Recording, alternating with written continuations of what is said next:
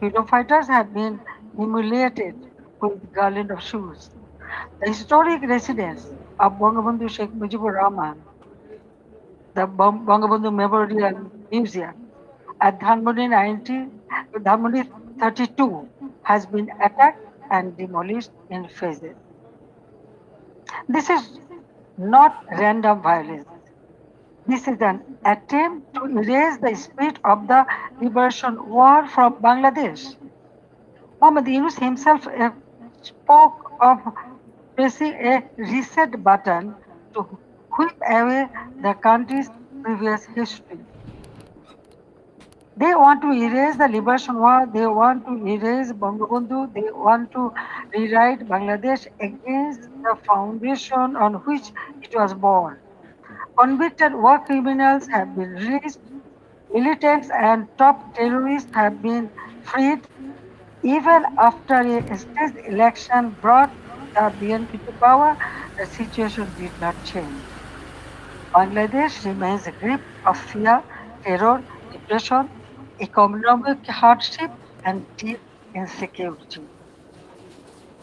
Now, look at the condition of the country.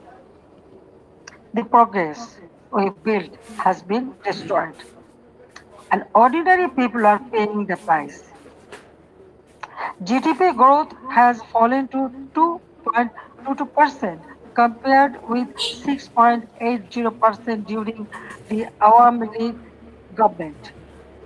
Industrial production has fallen sharply. For the first time in 54 years, the industrial sector has faced negative growth. Defaulted loan in the banking sector have reportedly risen from 13% to 47%.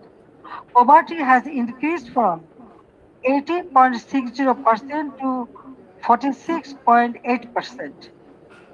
Investment has turned negative. Job creation has collapsed. More than 2 crore people have newly fallen into unemployment. Over 500 industrial factories have closed. More than half of industrialists and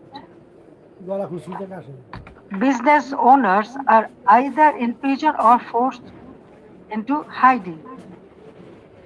The government is running by borrowing 700 to 900 crore taka from banks every day. Project costs have been increased by 50% to 250%. At the same time, militancy is rising. Women and children are facing torture, rape, humiliation. And ordinary people no longer feel secure in their own lives. Extortion, murder, kidnapping have become regular features of daily life. These are not just numbers or isolated incidents. Behind them, there is a family, a worker, a farmer, a small business owner, a mother who cannot buy food for her children, and a young person who no longer see hope. But let me also remind you what Bangladesh had achieved. The welfare of the people has always been the purpose of my deep politics. My father of the nation, Bangabandhu Sheikh Mujibur Rahman, gave his life for the ideal, and I have carried the ideal with full commitment. During my 5 terms as a Prime Minister, we used long term planning, sound financial management, disciplined implementation to place Bangladesh on a strong foundation. After 2008, across 16 years and 4 consecutive terms, we implemented major projects such as Padma Bridge, Metro Rail, Rupur Nuclear Power Plant, Matarbari Deep Sea Port, Kandafuli Tunnel, Bangabandhu Satellite. We maintained GDP growth between 6.5% to 7.5%. Our development projects were not vanity projects.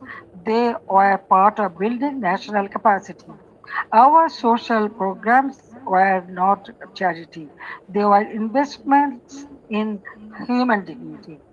We made Bangladesh stand tall. We made it known as the rising tiger of Asia. Bangladesh's crisis is not only a domestic crisis, it affects regional peace, security, trade, development, and human dignity. That is why I call upon the international community and all the friends of Bangladesh to stand with the people of Bangladesh in their struggle for democracy, justice, and peace.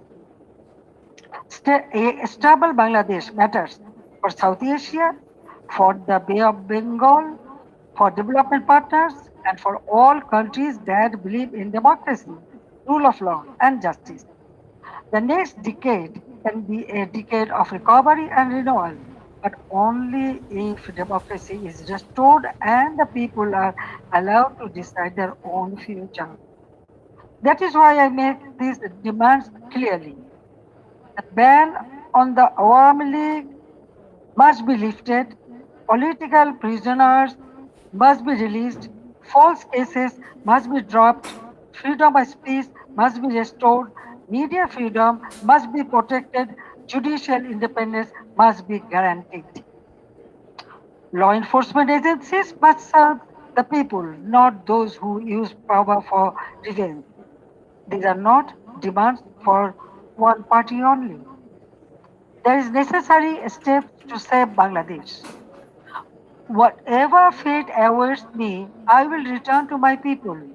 I cannot stay away while my beloved countrymen are suffering.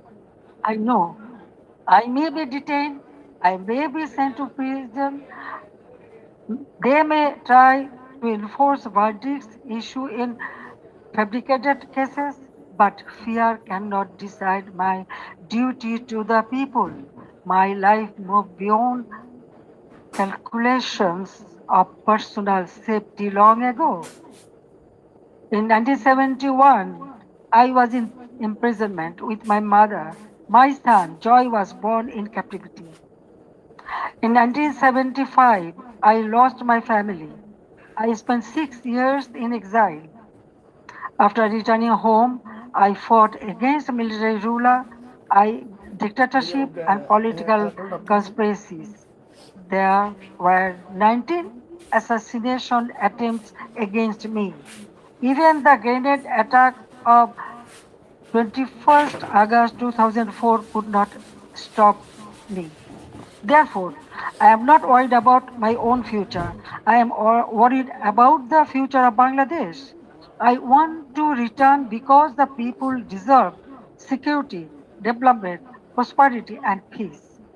They deserve a state that protects them, an economy that gives them opportunity, and a democracy that gives them rights. My return and the return of the Awami League to the democratic process is not about power. It is about putting Bangladesh back to the right track. It is about reviving the country's path of development, progress, secularism, stability. I want to return to Bangladesh to one purpose, to stand beside the people and help improve their lives. The people are the source of all power. I believe in them, I trust them, I love them, and I will return to them. Joy Bangla, Joy Bangabandhu. Thank you very much for listening me and giving me so much time. Thank you.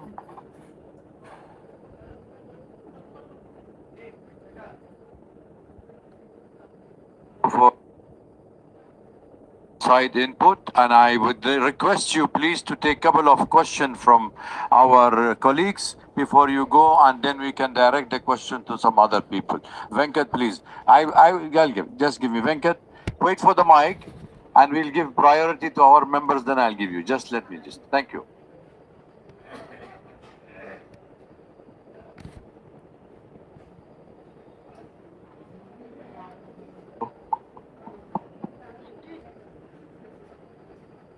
It on? Can you hear me? Okay. Madam Sheikh Hasina, have you decided on the date on which you're going to go back to your country? Because the present regime says the moment you arrive in Dhaka, they're going to arrest you. What are your plans if they arrest you? Have you put together any team of lawyers to defend you in a court of law? What are your plans? Thank you. Thank you very much. Actually, I was not ready to take answer, but when you asked me, after going back, they may arrest me. I'm telling you one thing. 1981, when I returned home, that time also they tried to stop me. Jia Rahman was in power, but I went there. But 1983, I was arrested. And again in 1985, 1987, there are several times. Even 2007, that time also I was outside the country, but when I wanted to return home, they tried to stop me, but they could not. I returned home. So I know that they may put me in the jail or they may kill me, they may anything may happen, but still I have to go back. You are friend of Bangladesh. You are here. I know you will support me. So the people's support it is very important for me. Yes, I am with them. Thank you. Joy, Saju will take the question, right?